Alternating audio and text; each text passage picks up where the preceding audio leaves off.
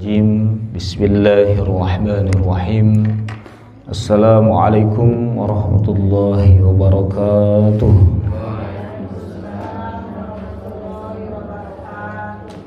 Alhamdulillahilladzi ahyana ba'dama amatana wa ilaihin nusyur. Alhamdulillahilladzi anzala sakinata fi qulubil mu'minin liyazdadu imanan ma'imanihim. Alhamdulillahilladzi ala kulli halin. Alhamdulillahi rabbil alamin. Nasta'inu ala umurid dunya waddin. Asyhadu an la ilaha illallah wa asyhadu anna Muhammadan abduhu wa rasuluh. Allahumma salli ala sayyidina wa nabiyyina wa maulana Muhammadin sallallahu alaihi wasallam wa ala alihi wa ashabihi al-akhyari wa sallama tasliman katsira. Rabbi shrah li sadri wa yassir li amri wahlul 'uqdatam min lisani yafqahu qawli. Rabbana zidna ilma warzuqna fahma. Allahumma inna ala dzikrika wa syukrika husna ibadatik ya muqallibal qulub tsabbit qulubana ala dinika wa ta'atik. Hadirin hadirat rahimani rahimakumullah, puji dan syukur alhamdulillah kepada Allah Subhanahu wa taala.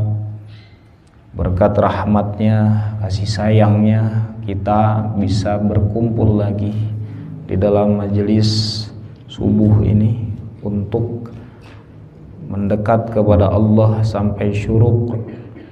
Kita isi dengan zikir, kita isi dengan ilmu untuk bekal kita nanti di akhir kehidupan kita, dan itu abadi. Jadi sekarang ini adalah alam penentuan kita bagaimana kita selamat di alam kubur, selamat di yaumul ba'ats, ya, di hari kebangkitan. Jangan sampai kita terlena hari ini karena kegagalan di dunia ini, itu tidak akan pernah bisa tergantikan dan kembali. Jadi jangan sampai ini adalah dunia yang kita sesali nanti di alam kubur kita, ya, karena nggak bisa balik. Kalau hari ini menyesal yang kemarin, insya Allah masih kita bisa perbaiki, kita masih bertobat kepada Allah. Tapi kalau sudah maut menghampiri kita, sudah tidak ada kesempatan memperbaiki, ya. Dan permasalahannya adalah maut itu datangnya tiba-tiba, tidak bisa ditunda, tidak bisa kita rencanakan, tidak bisa kita kompromi di dalam waktu. Maut itu karena sudah ada, ya, kita sudah ditentukan kematiannya. Maka teruslah berusaha untuk menjadi orang terbaik di dalam kehidupan ini. Yang orang terbaik itu ya tidak ada lain adalah apa? Jadi abid Allah, ya. Menjadi abid Allah, menjadi hamba Allah. Maka setiap gerakan kita, aktivitas kita detik per detiknya harus niat karena menghadap Allah atau menjadi hamba Allah. Hadirin yang dimuliakan Allah Subhanahu wa taala, alhamdulillah kemarin kita sudah sampai kepada bacaan i'tidal, ya.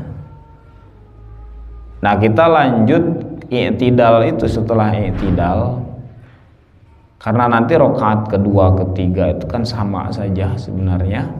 Nah, sekarang kita bahas satu, yaitu tentang kunut, ya, kunut. Nah, kunut itu, ya, banyak sekali. Ada kunut subuh, ada kunut nazilah, ada kunut witir, ya, setelah tarawih itu biasanya, atau witir ketika tahajud di malam-malam di luar Ramadan.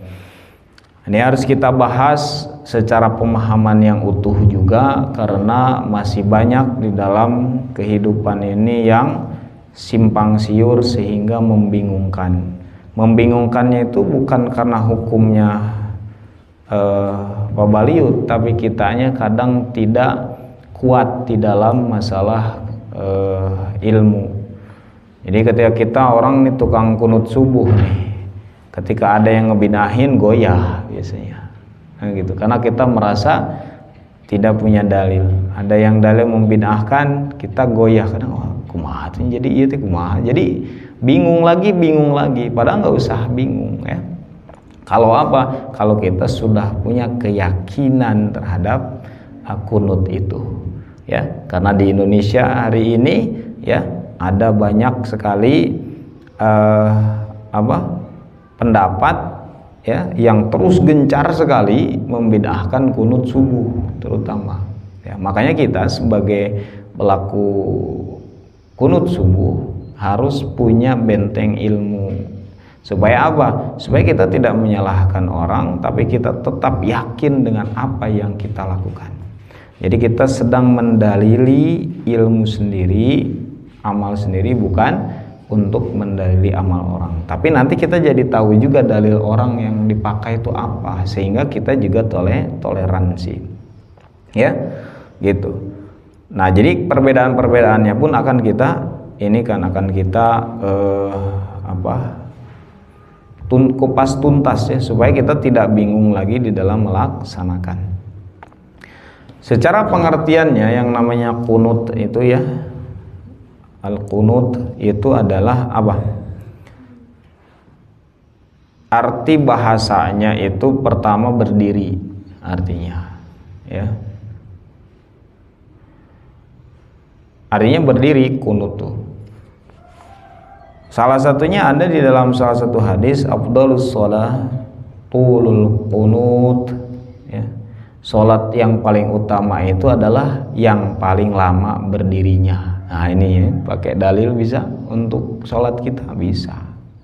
Satu dalil yang saya pakai juga ya, sebenarnya yang paling utama salat itu adalah yang tulul qunut. Ya, apa? Yang lama berdirinya. Lama ngapain? Ngalamun ya? Nyambungnya kemana berarti kalau lamanya berdiri? Baca Al-Quran. Makanya nyambung nanti dengan dalil-dalil baca Quran. Nah, ini untuk pengertian kunut ya. Jadi kunut itu ada pakai qaf, pakai nun, pakai waw, pakai ta. Kunut, kunut ya gitu. Yang arti kedua, kunut itu adalah secara bahasa itu tunduk ya. Ada di surat Al-Baqarah, ballahu ma fis samawati wal ardi kullun lahu qanitun. Ya. Bahkan milik Allah lah apa yang di langit dan di bumi, semua tunduk kepada Allah. Jadi kullun lahu qanitun, semua tunduk kepada Allah. Maka kunut itu bisa diartikan dengan tunduk ya. Kemudian yang lainnya adalah kunut itu taat artinya ya. Taat seperti di surat Al-Imran ayat 43. Ya Maryamu qnuti. Nah itu kan, li rabbiki wasjudi warka'i ma'ar raqi'in. Wahai Maryam, taatilah Tuhanmu ya. Ya Maryamu qnuti. Jadi di sini uqnuti ya. Jadi uqnuti itu kan dari kunut juga. Di sini artinya taatilah Tuhanmu. Atau yang keempat artinya itu diam, kunut itu ya. Jadi artinya diam.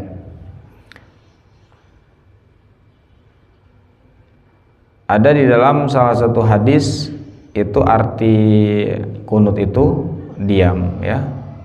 Hafidhu 'alas shalawati was salatil wusta wa qumu lillahi qanitin ya.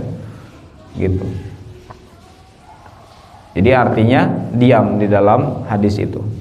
Atau yang lainnya itu adalah doa ya. Jadi yang paling populer sebenarnya doa ya. Yang paling populer itu ya doa kunut itu ya. Jadi kata Imam Nawawi juga begitu. Kata Imam Nawawi, kunut itu memiliki banyak arti dalam bahasa Arab, di antaranya adalah doa. Dan doa ini yang paling populer ya, atau yang paling digunakan, baik itu doa kebaikan atau doa untuk keburukan. Emang ada doa untuk keburukan? Nah, nanti kita bahas. Ya ada. Maka salah satu kunut itu ada namanya kunut nazilah nanti. Kunut nazilah itu kan mendoakan keburukan untuk siapa? Untuk kafir yang zalim terhadap muslim. Ya. Jadi makanya disebut kunut nazilah kalau ada orang kafir yang zalim pada muslim di dalam peperangan, di dalam apapun kejadian hari ini aja banyak, misalnya dalam kejadian-kejadian kedzaliman Rohingya, kemudian di Uighur kan gitu ya. Nah, itu tuh salah satu kedzaliman kafir yang boleh disunnahkan untuk doa kunut nazilah di setiap sholat, bahkan itu semua sholat tuh ya. Yang pelaksanaannya ya tadi setelah kita bahasanya adalah setelah i'tidal beres barulah kunut. Nah, itu secara bahasa kita harus tahu ya. Jadi kunut itu seperti itu. Yang selanjutnya secara istilah dalam konteks fikih ya. Jadi yang namanya kunut itu adalah menurut para ahli syariat, kunut itu adalah nama doa ya. Jadi ismun lid du'ai fis sholati fi mahalil makhsusin minal qiyam. Doa dalam sholat pada saat tertentu ketika berdiri ya. Jadi doa dalam sholat ya ketika berdiri. Nah, itu secara istilahnya ya. Nah, kita bahas tentang kunut subuhnya sekarang ya. Kita akan bahas dari berbagai madhab. Supaya apa? Supaya kita tahu dan bagaimana posisinya.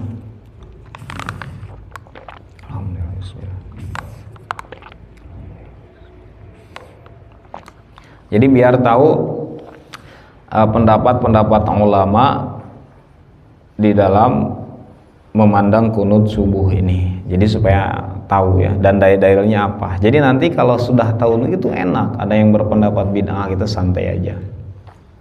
Ada yang mendapat sunnah, boleh aja gitu kan. Jadi enak gitu ya kalau sudah tahu hukumnya. Maka yang cuma tahu satu hukum biasanya itu yang ribut ya.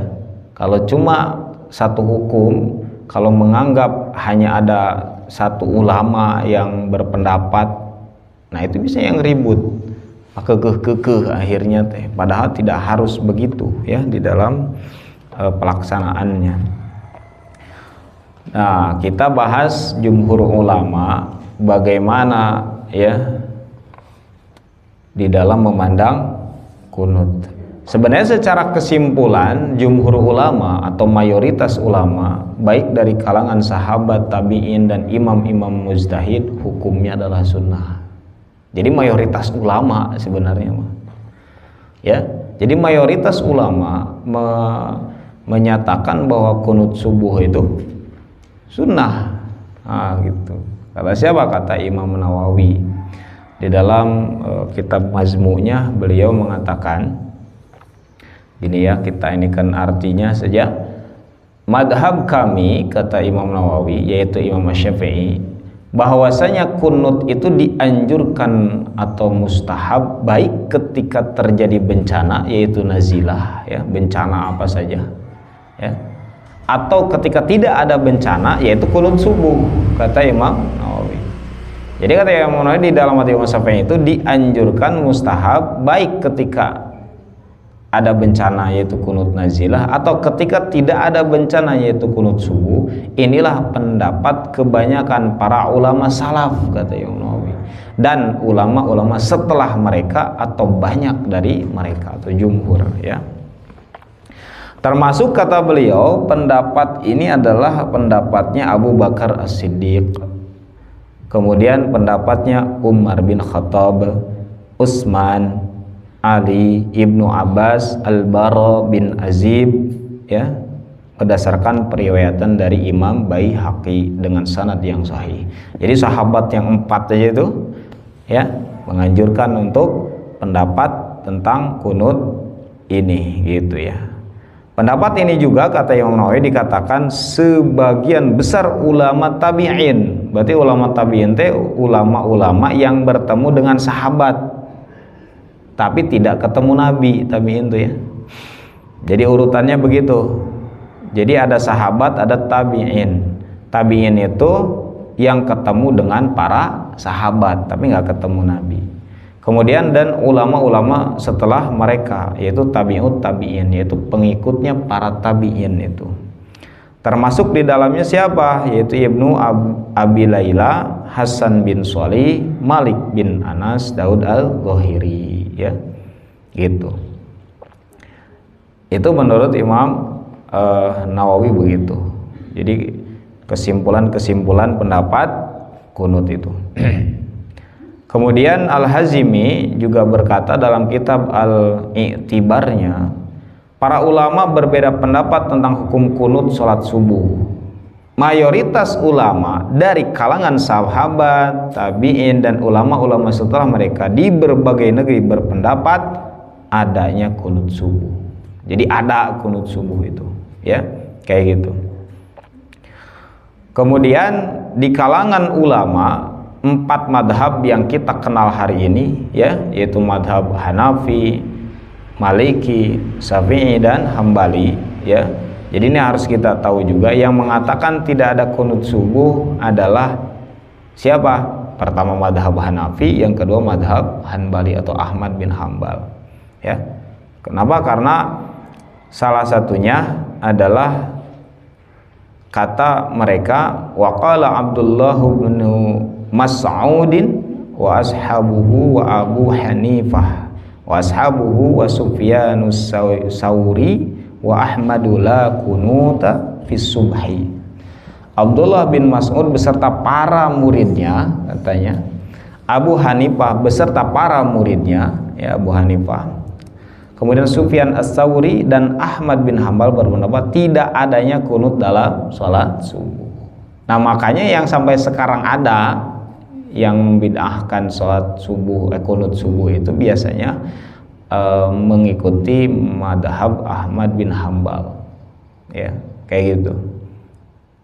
Jadi ada yang diikutinya, yaitu pendapat Imam Ahmad biasanya, karena yang sekarang sering seolah-olah kita beda dalam fikih itu banyaknya adalah teman-teman kita yang bawa madhab Ahmad bin Hambal, yang kebanyakan di Indonesia madhab Imam Syafi'i, makanya seolah bentrok. Ya, ini ada kesalahan prosedur kalau menurut saya. Jadi kesalahan prosedurnya apa? Ya harusnya masalah tentang madhab ini ikut yang mayoritas biar enak gitu. Ulah nyieun madhab deui. Makanya dulu para imam madhab itu misah-misah. Tengah hiji gitu, misah. Imam Syafi'i ke Baghdad, di Baghdad ke Mesir, Imam Malik di Madinah, kan gitu ya. Kenapa? Ya begitu, setiap daerahnya beda-beda gitu ya. Kemudian bagi ulama Hanafiyah, ya, dan ulama Hanabilah dan Sufyan As-Sauri, kunut pada sholat subuh tidaklah disyariatkan, katanya, ya. Pendapat ini diriwayatkan juga dari Ibnu Abbas, Ibnu Umar, Ibnu Mas'ud, dan Abu Darda. Abu Hanifah mengatakan kunut subuh adalah bid'ah. Nah ini kan ada nih bahasa bid'ah dari beliau. Sedangkan ulama-ulama Hanabiyah mengatakan kunut subuh adalah makruh, ya. Jadi kalau kata Abu Hanifah kunut subuh itu bid'ah, kalau kata ulama-ulama Hanabilah atau Ahmad bin Hambal mengatakan makruh. Makanya nanti ada pendapat kalau ulama-ulama yang mengikuti Imam Ahmad, kalau ada imamnya kunut, ikut aja kunut gitu. Lain ngaplek gitu, diem gitu, berdiri, tapi ikut gitu. Ya. Bahkan ulama-ulama zaman sekarang Kayak ini, kayak di Arab tuh siapa yang sering berfatwa tuh, muftinya itu Syekh Fauzan ya. Silakan cari video-videonya tuh. Kan Syekh Fauzan itu kan madhab resminya Arab itu kan Ahmad bin Hambal, itu jadi madhab resmi negara gitu ya. Kalau dulu Imam Syafi'i ke zaman adanya ulama-ulama Indonesia kayak Syekh Hashim Asy'ari, Kiai Haji Ahmad Dahlan tuh dulu lagi belajar di sana tuh Arab tuh madzhab Imam Syafi'i. Ya, barulah diganti sama Raja Su'ud yang ayeuna keturunan sama keturunan-keturunannya barulah diganti menjadi madhabnya itu Imam Ahmad gitu ya. Kayak gitu. Makanya jangan heran ada perbedaan dari dulu dengan sekarang itu di sana juga.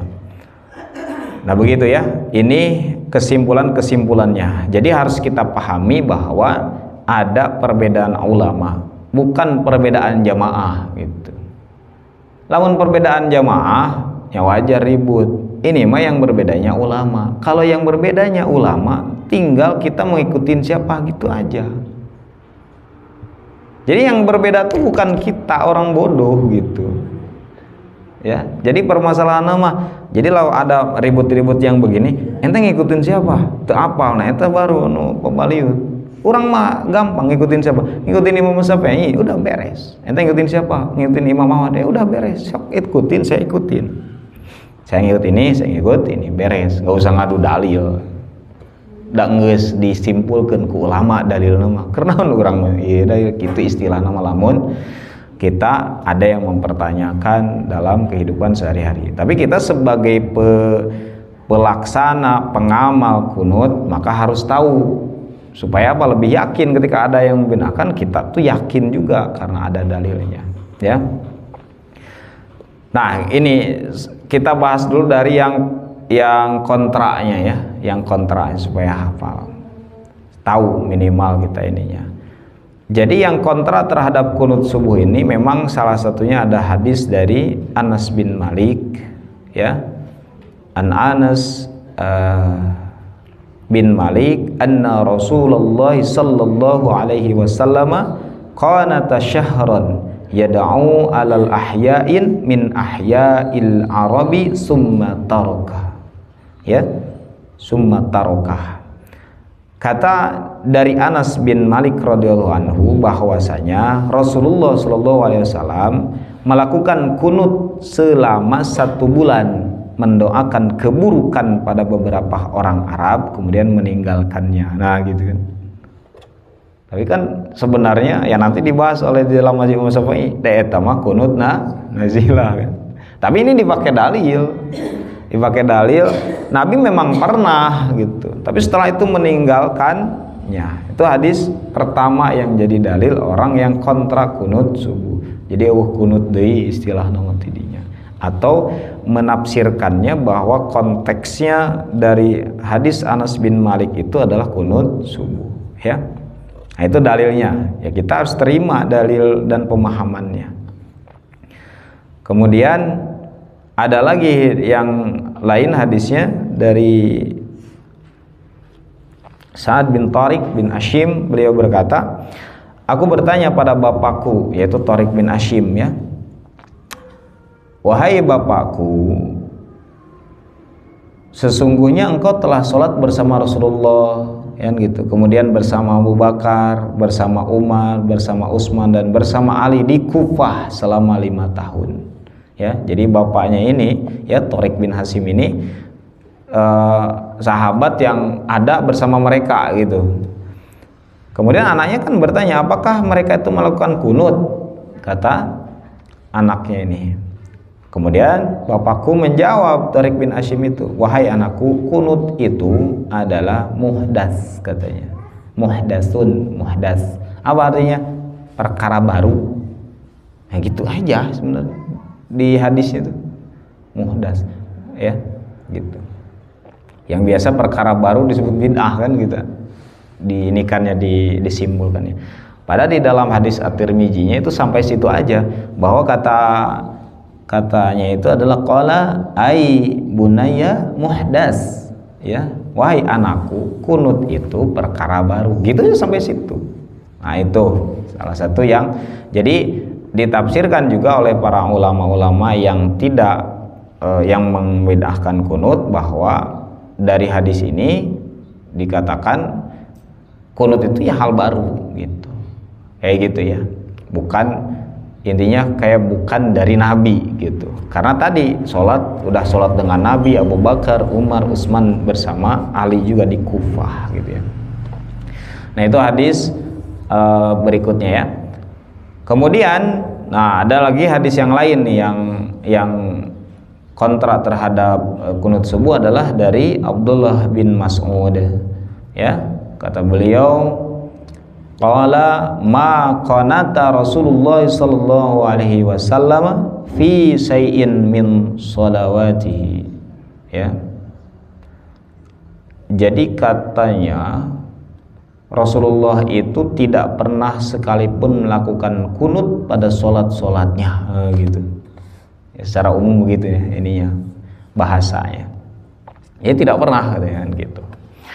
Kemudian ada juga dari hadis lain dari Abi Mijlaz ya, Abi Mijlazin qala sallautu ma'a bani Umar salatu subhi falam yaqnut ya, aku sholat bersama Ibnu Umar. Ibnu Umar itu berarti siapa? Anaknya Umar bin Khattab ya.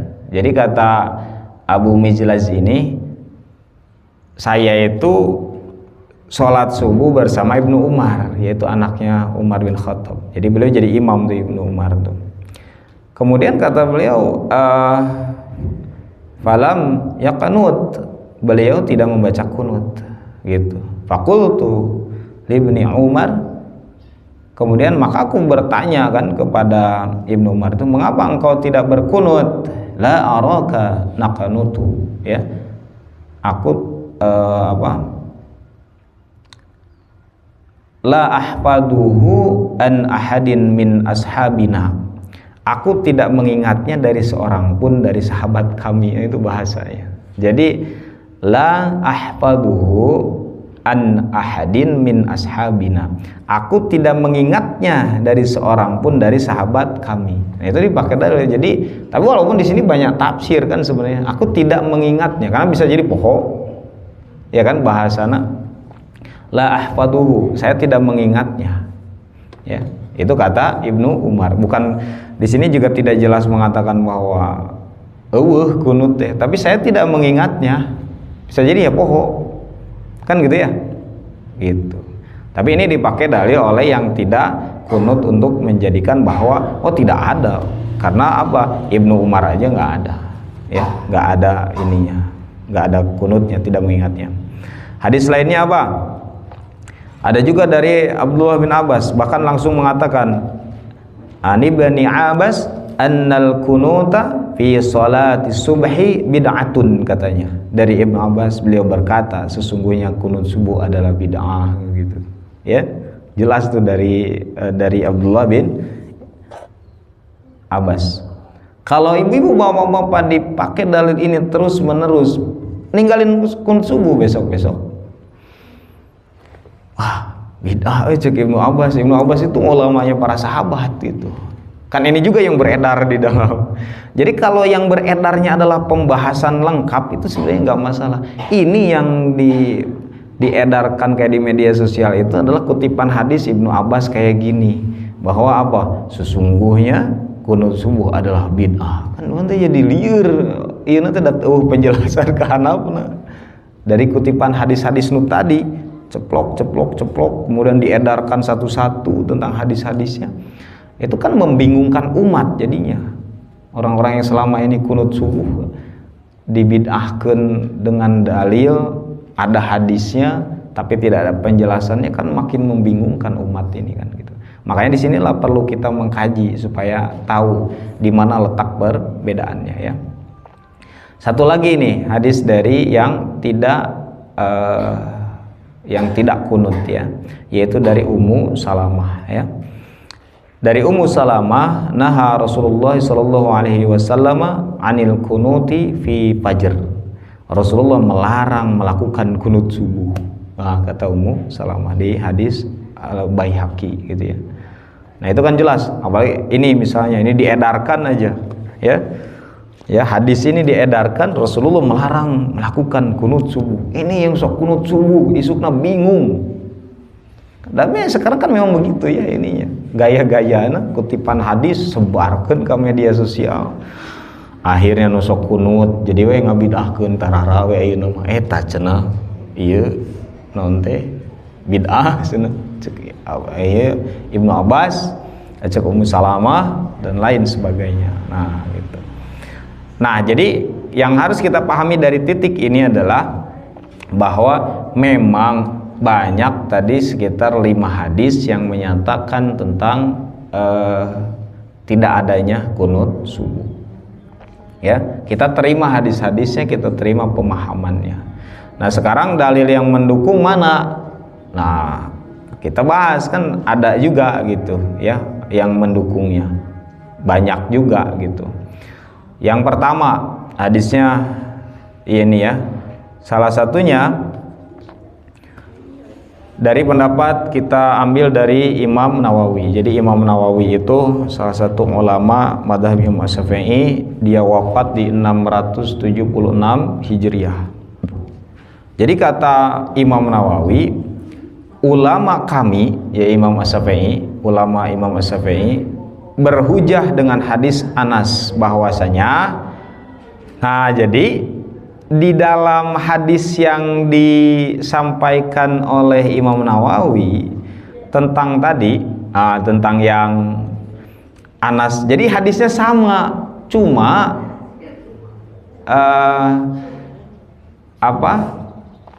matannya berbeda, isi hadisnya itu. Kalau yang tadi bahasanya kan Nabi itu melakukan kunut selama 1 bulan, mendoakan kejelekan, kemudian meninggalkan, kan gitu ya.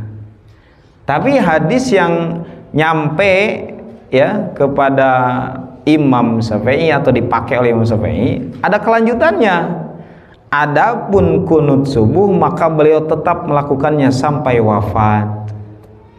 Jadi dipakai ku yang tidak melakukan kunut subuh itu sampai Rasul itu meninggalkan doa itu, doa kunut. Tapi kalau yang nyampainya hadisnya kepada Imam Syafi'i yang dipakai adalah adapun kunut subuh maka beliau tetap melakukannya sampai wafat. Jadi ada lanjutannya. Jadi sarua hadisnya, riwayatnya juga sama dari Anas gitu ya, Anas bin Malik. Ya. Jadi bedanya itu adalah yang nyampe hadisnya kan, hadis itu perkataan-perkataan yang dari Nabi terus diriwayahkan kepada orang per orang. Yang nyampe kepada ulama yang misalnya Imam Ahmad yang nyampe riwayahnya ke beliau itu sampai yang meninggalkannya itu. Tapi kepada Imam Syafi'i nyampenya riwayatnya ya padahal sama jalurnya dari Anas bin Malik. Cuma riwayah-riwayahnya biasanya beda perawinya. Ya, gitu. Yang nyampe kepada Imam Syafi'i adalah kunut subuh beliau tetap lakukan sampai wafat. Jadi yang ditinggalkan apa tadi? Di dalam hati Imam Syafi'i adalah kunut nazilah. Kunut yaitu mendoakan keburukan pada kafir. 1 bulan aja itu. Kemudian beliau tinggalkan, kemudian kunut subuhnya beliau lakukan sampai wafat. Hadis ini sahih kata Imam Nawawi, diriwayatkan oleh sekelompok hufaz, mereka semua mensahihkannya. Nah, itu satu dalil dari Imam Syafi'i untuk bagaimana kunut subuh ini dilakukan Nabi sampai meninggal gitu. Hadisnya sama kan? Jadi hanya perbedaan matannya, dalamnya isi dari ininya beda. Ya. Dan di antara yang menyatakan secara jelas tentang itu adalah Al-Hafiz Abu Abdillah Muhammad Al-Balqi Al-Hakim Abu Abdillah di beberapa tempat di dalam kitab-kitabnya. Ya, gitu. Kemudian ada lagi hadis yang mengatakan ya, atau riwayah yang mengatakan tentang bagaimana kunut ya. Dari Awam bin Hamzah, dia berkata, saya bertanya kepada Abu Usman tentang kunut subuh. Kemudian dia menjawab, kunut subuh itu setelah ruku, ya kan? Setelah ruku, ini pelaksanaannya nih. Aku bertanya lagi, dari mana kamu tahu itu? Kata beliau, dari Abu Bakar, Umar, dan Ali. Nah, gitu. Kan di riwayah yang tadi yang tidak kunut subuh juga ada mengatakan bahwa saya sholat di belakang Rasulullah, Abu Bakar, Umar, Utsman, dan Ali, kan tidak. Tapi di sini pun ada bahwa Abu Utsman pun taunya kunut subuh setelah ruku itu dari Abu Bakar, Umar, dan Ali. Ya, hadis ini diriwayatkan oleh Al-Baihaqi dan dia berkata bahwa hadis ini sanadnya hasan. Ya, sanadnya hasan. Berarti dipakai, ya, gitu. Nah, itu hadis kedua, ya.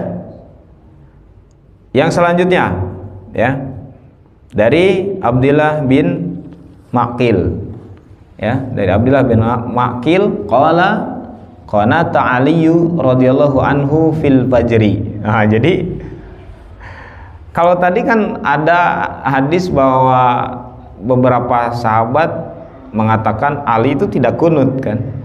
Tapi di dalam Abdullah bin Aqil, dari Abdullah bin Maqil ini seorang tabi'in, dia berarti tabi'in itu pengikut sahabat. Dia berkata, ya, Abdullah bin Maqil ini, Ali bin Abi Thalib melakukan kunut dalam subuh, ya, melakukan kunut subuh. Hadis ini diriwayatkan oleh Baihaqi dan hadis ini, ya, adalah sahih, ya, gitu. Nah, itu kan jelas tuh. Berarti udah ada berapa tadi? Ada 3 hadis, ya. Bahkan ada lagi satu hadis dari Al-Bara, wa an Bara'i radhiyallahu anhu ta'ala anhu anna Rasulullah sallallahu alaihi wasallam kana yaqnutu fi subhi wal maghrib. Sama maghrib. Sesungguhnya Rasulullah sallallahu alaihi wasallam selalu melakukan kunut subuh dan maghrib.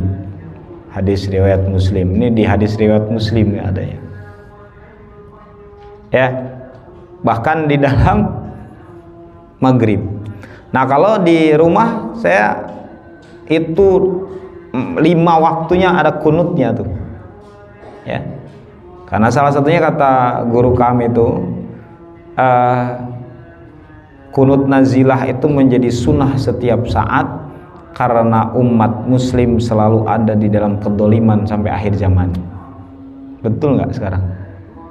Ya, di sini kita aman, tapi di belahan Palestina, di belahan Suriah, ya, di belahan Libanon, di belahan India, di belahan Cina hari ini muslim tuh banyaknya adalah terdolimi.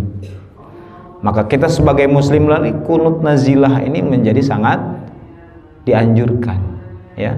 Maka minimal kita mendoakan keselamatan. Maka saya pun selalu ada tuh di doa keselamatan muslim. Allahumma sallimna wal muslimin wa ansurna wal muslimin. Ya Allah, tolonglah orang-orang muslim. Jadi minimal walaupun tidak mengutuknya, tapi kita mendoakan keselamatan muslimnya, itu minimal begitu setelah di sholat subuh itu, ya kan. Jadi kita amalkan tuh doa-doanya minimal mendoakan muslim supaya selamat, supaya ditolong, supaya diampuni, ya. Itu yang ada di akhir tuh, ya. Nanti kita bahas redaksi-redaksi dan artinya setelah beres dalil-dalilnya ini, ya. Jadi itu setiap hari. Makanya jangan heran nanti kalau ada di beberapa tempat itu 5 waktu. Di rumah saya masih 5 waktu tuh, mau duhur, mau asar tuh ada kunut nazilah biasanya. Tapi kalau subuh ya kunut subuh plus kunut nazilah di ujungnya, kayak gitu, ya. Jadi mendoakan laknat kepada orang kafir atau mendoakan keselamatan kepada muslim. Kunut nazilah selalu ada, gitu, ya. Karena apa? Ya, orang kafir kan dijanjikan Allah juga nggak pernah berhenti sampai kiamah untuk apa? Untuk dolim pada muslim. Makanya pasti ada kedoliman terus, ya. Nah, dari hadis-hadis ini secara jelas, tegas, eksplisit mengatakan bahwa Nabi melakukan kunut subuh. Begitu juga Abu Bakar, Umar, Utsman, dan Ali ya, yang ditinggalkannya adalah doa keburukan atau laknat pada orang kafir, yaitu kunut nazilah. Jadi yang ditinggalkan itu, makanya kunut nazilah kaidahnya beberapa kaidah itu, salah satunya cukup 1 bulan, karena Nabi juga begitu. Misalnya kalau ada bencana, ada apapun, 1 bulan tinggalin, udah, misalnya begitu, ya. Tapi kunut subuh itu terus dilakukan oleh Nabi sampai meninggal, ya. Nah, di sini ada kita bahasnya kan, kita pelaku kunut subuhnya, ya. Bagaimana ini apa? Kan tadi seolah-olah kayak bertentangan, ya, hadis-hadisnya dari awal tuh kayak bertentangan, ya. Dalil-dalil yang dikemukakan oleh ulama-ulama yang kontra terhadap kunut subuh itu dijawab oleh ulama-ulama madzhab Imam Syafi'i, ya. Jawaban-jawabannya kita ini kan kita bahas nih supaya tahu untuk kita juga. Bismillah. Jadi kita nggak bingung lagi nanti. Tapi jawaban ini bukan untuk menjelekkan, menjatuhkan orang. Ini untuk meyakinkan amalan sendiri, ya. Supaya nggak goyah-goyah lagi kalau ada hadis-hadis di TikTok gitu, ya kan? Kan ibu-ibu pengguna TikTok tuh, pengguna Instagram, nyebar-nyebar link, nyebar-nyebar apa namanya, gambar gitu kan, di share kunut subuh bid'ah, kan ngabingungkan batu dah ukur dikutip nu kituna. Ayeuna kalau kita pelaku ini jangan di share nu kituna, udah jangan di share. Makanya di share, nge-share ilmu itu hati-hati kalau tentang, apalagi tentang ilmu fikih yang banyak ininya apa, banyak ikhtilafnya, karena membingungkan umat mungkin teh gitu ya. Dan saya yakin kalau ulama-ulama nu arasli mah moal ngirim-ngirim nukar itu. Nah, iya orang-orang nu ariseng kadang-kadang halus hadis nu disebarkeunana efek teh hadis kontroversi gitu. Maksudnya teh hadis yang di situ ulama saja ikhtilaf, kita sebarkan tanpa penjelasan, kutipan hadis bret, ini bid'ah, itu boleh, ini bisa gitu kan, tanpa membahas, ya.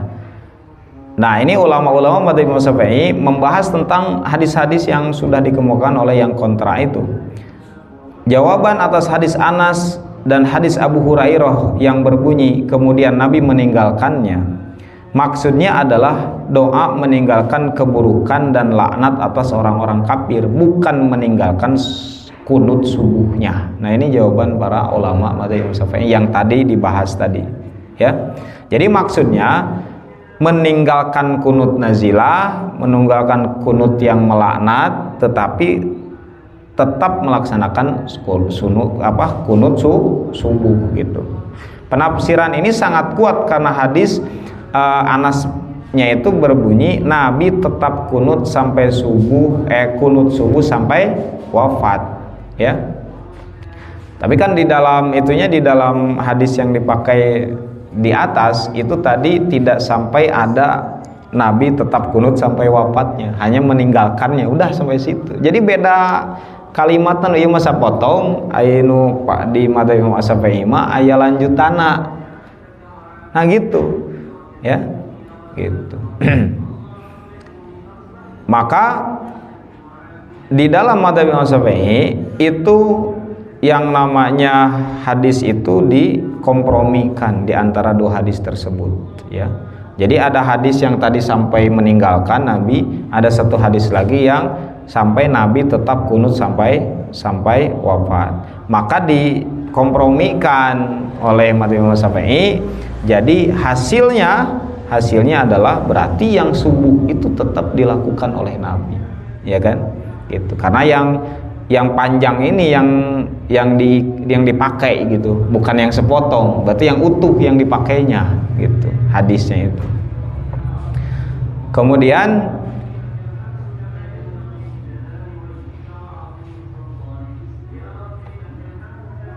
yang selanjutnya, adapun hadis Anas maka tidak pas untuk dijadikan hujah karena tidak ada petunjuk akan terjadinya hukum kunut, ya.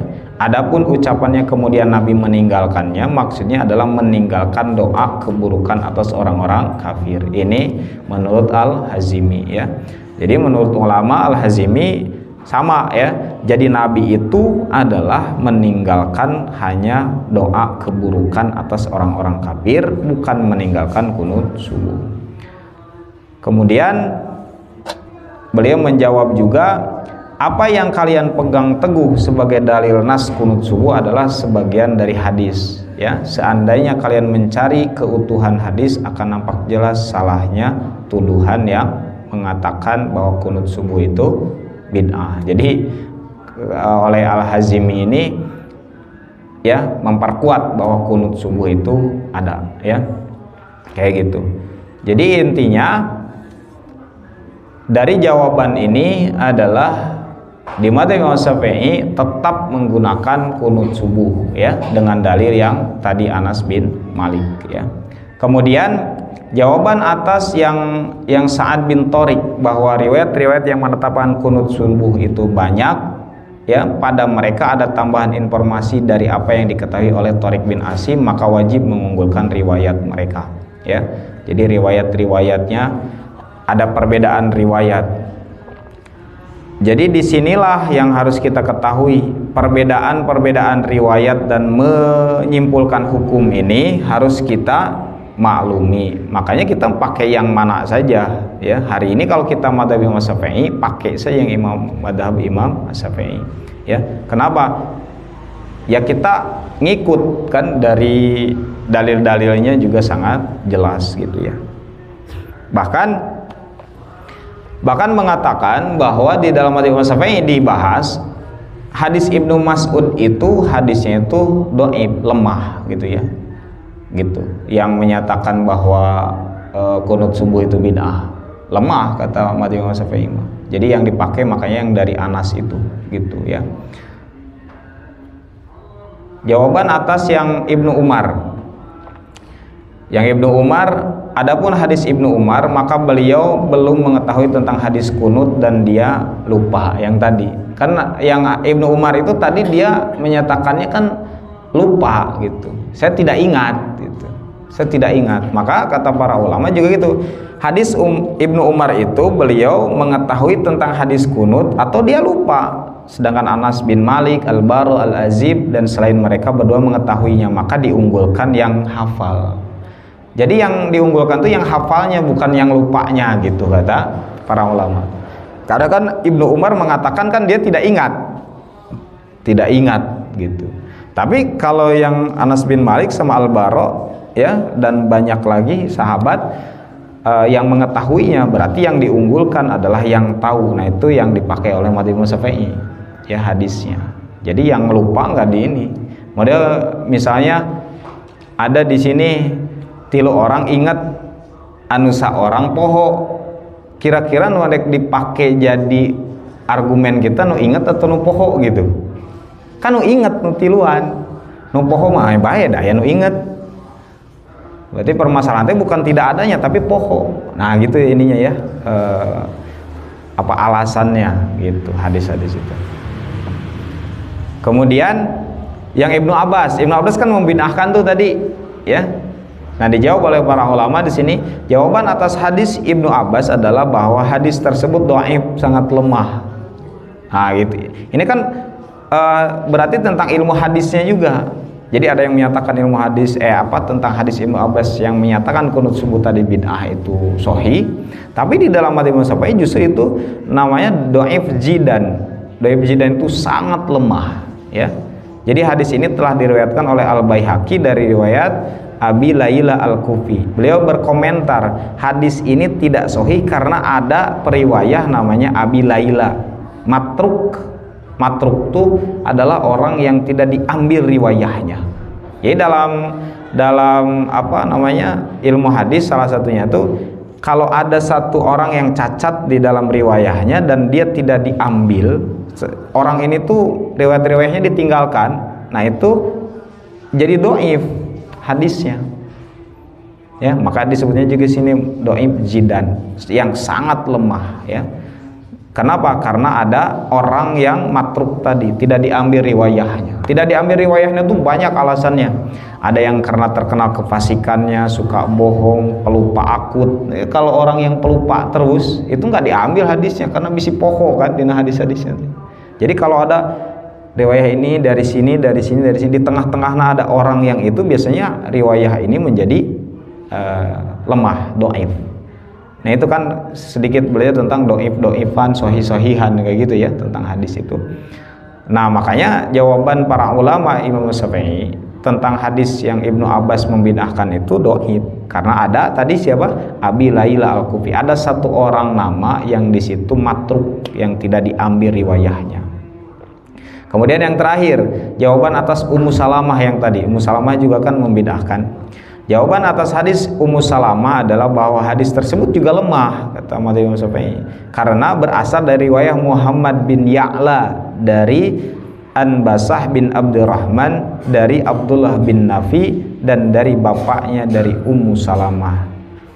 Ya, Imam Daruqutni mengatakan mereka bertiga semuanya lemah. Jadi periwayah hadisnya lemah dan juga tidak valid bahwa Nafi mendengar dari Ummu Salamah gitu.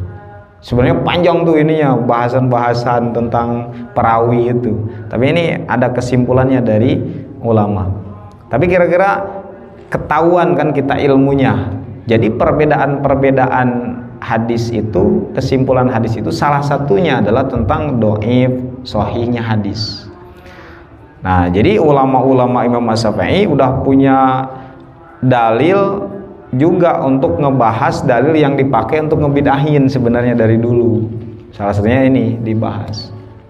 Jadi oke, hadisnya tuh ada yang menyatakan bid'ah, tapi di Imam Syafi'i mengatakan semua hadis-hadis yang itu adalah lemah, tak dipakai. Yang dipakainya adalah yang sahih menurut Imam Syafi'i. Walaupun di madhab lain hadis-hadis itu dianggap sahih, karena perbedaan pendapat sahih dan tidaknya hadis itu juga akan mempengaruhi kesimpulan hukum.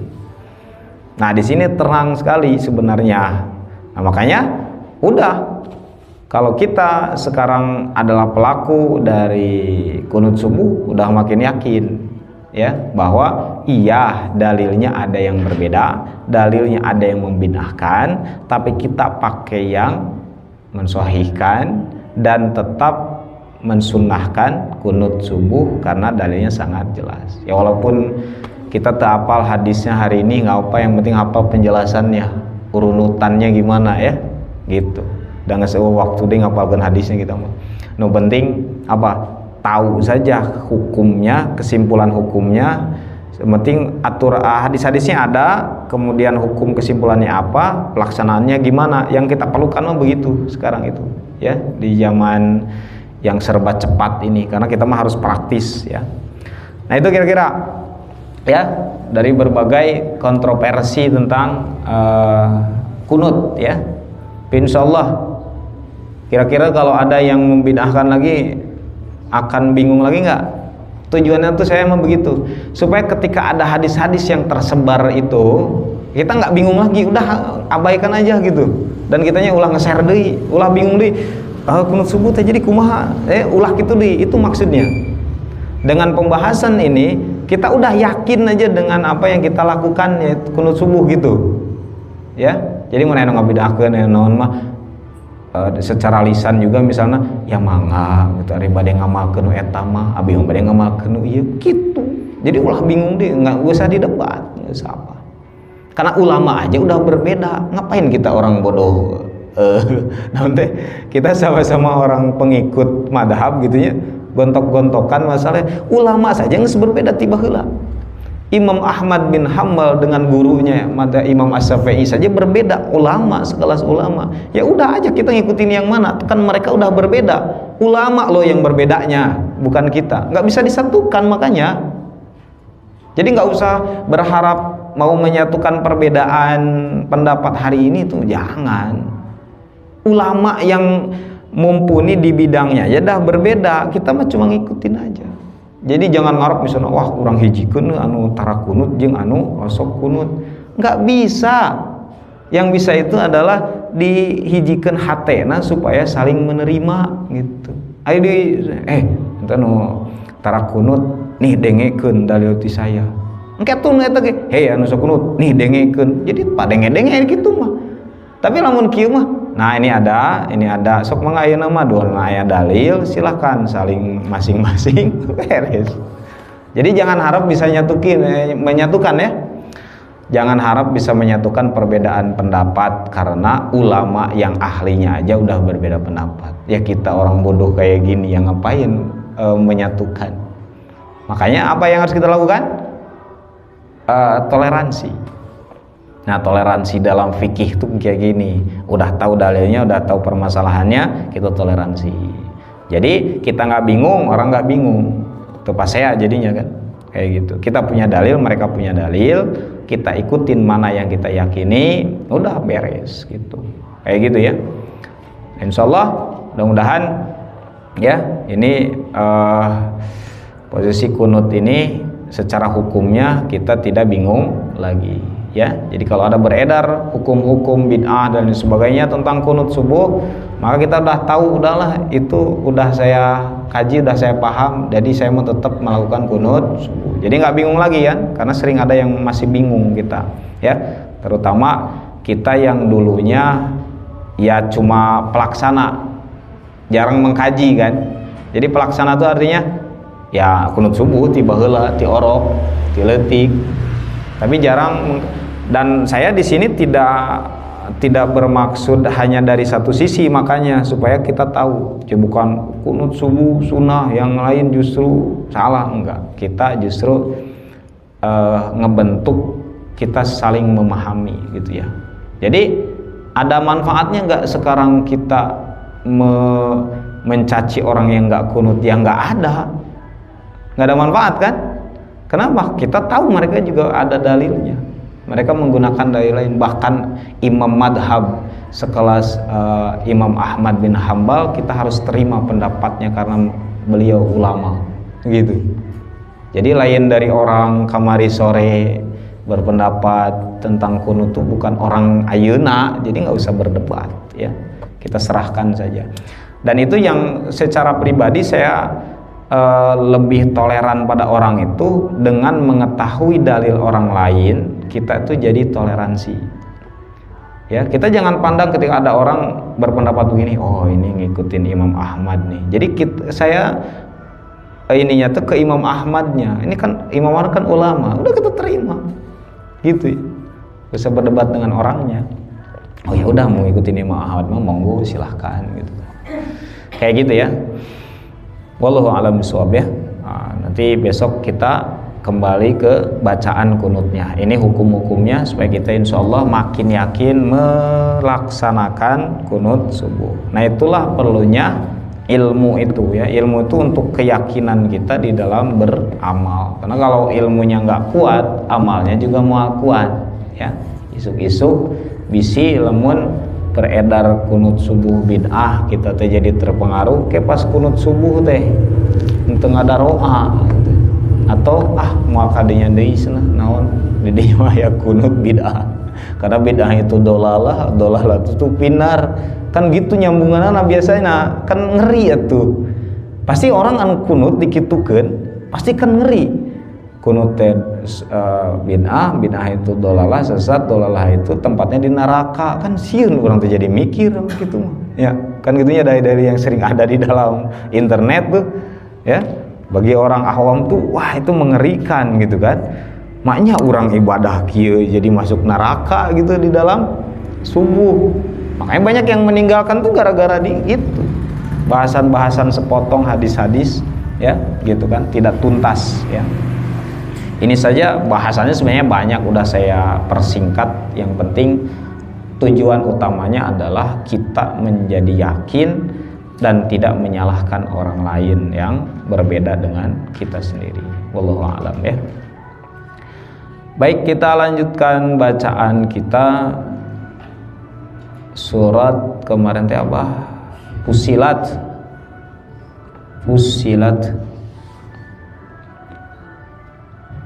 Ayat 33 ya.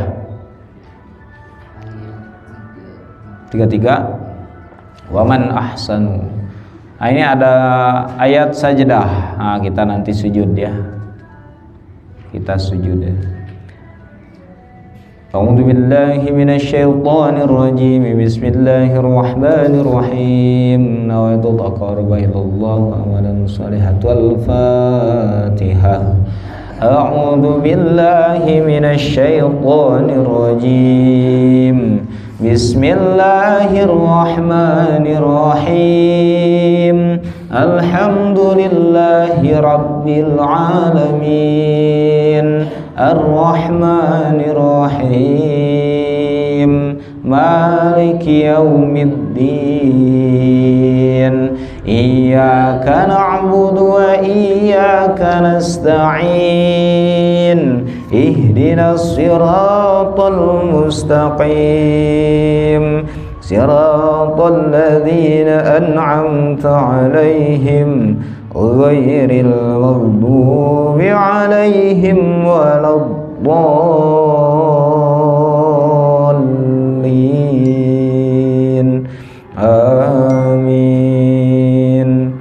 Bismillahirrahmanirrahim. Wa man ahsanu qawlan mimman da'a ila Allahi wa 'amila salihan wa qala innani minal muslimin. Wa la tastawil hasanatu walas sayyi'ah. Idfa' billati hiya ahsanu fa idzal ladzi bainaka wa bainahu 'adawatun ka'annahu waliyyun hamim. Wa ma yulaqqaha illa alladzina sabaru wa ma yulaqqaha illa dzu hazzin 'adzim. Wa imma yanzaghannaka minasy syaitani nazghun fasta'idz billah. Innahu huwas sami'ul 'alim. Wa min ayatihi al-lailu wan-naharu wasyamsu wal-qamaru la tasjudu lisyamsi wala lil-qamari wasjudu lillahi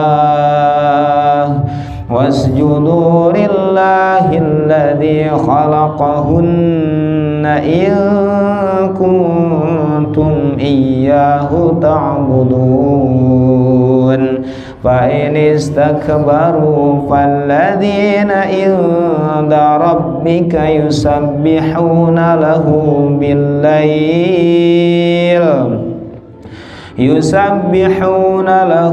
bil-laili wan-nahari wa hum la yas'amun.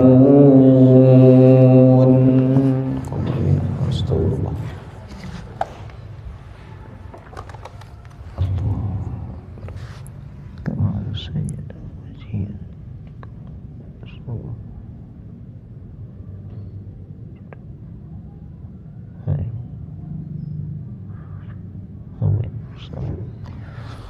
Allahu Akbar.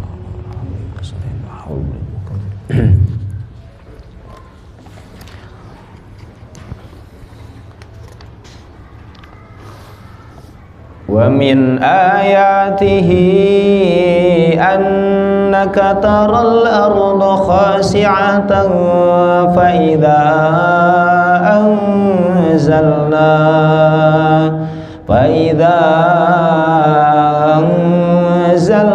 'alaiha al-ma'a ihtazzat wa rabat. Innal ladzi ahyaha la muhyil mauta. Innahu ala kulli syai'in qadir. Innal ladzina yulhiduna fi ayatina la yakhfawna 'alaina. Innal ladzina yulhiduna fi ayatina la yakhfawna alaina afaman yulqa fin nari khairun amman ya'ti aminan yawmal qiyamah i'malu ma syi'tum innahu bima ta'maluna basir innal ladzina kafaru bidzikri lamma ja'ahum wa innahu lakitabun aziz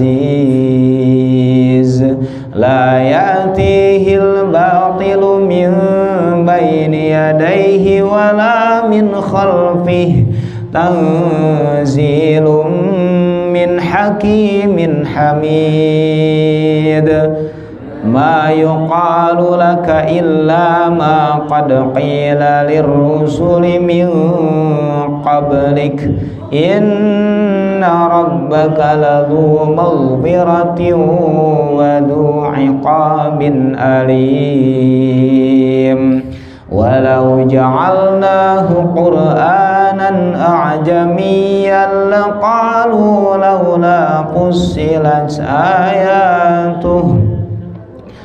Nah ini yang tashil itu ya, jadi hamzah keduanya itu diringankan ya. Kalau aslinya kan a kan ada dua tuh, hamzahnya kan ada dua ya, nah diringankan jadi nah jadi hamzah keduanya diringankan, jadi cukup bacanya jamiyun. Jami' nggak perlu jamiyun ya. Jadi bacanya jamiyun arabi gitu ya. Jami jadi yang ringan yang hamzah keduanya ya. Coba kita ini kan ya. Jamiyun wa arabi qul huwa lilladzina amanu hudan wa shifaa walladzina la yu'minuna fi adanihim waqaru wa huwa alaihim ama ulaika yunadawna min makanin ba'id. Sadaqallahul azim. Allahumma arhamna bil Qur'an waj'alhu lana imaman wa nuran wa hudan wa rahmah. Allahumma dzakirna minhu ma nasina wa 'allimna minhu ma jahilna warzuqna tilawatahu ana al-laili wa atraban nahar waj'alhu lana hujjatan ya rabbal alamin. Alhamdulillah, amin. Subhanaka Allahumma wa bihamdika asyhadu an la ilaha illa anta astaghfiruka wa atubu ilaik. Assalamualaikum warahmatullahi wabarakatuh.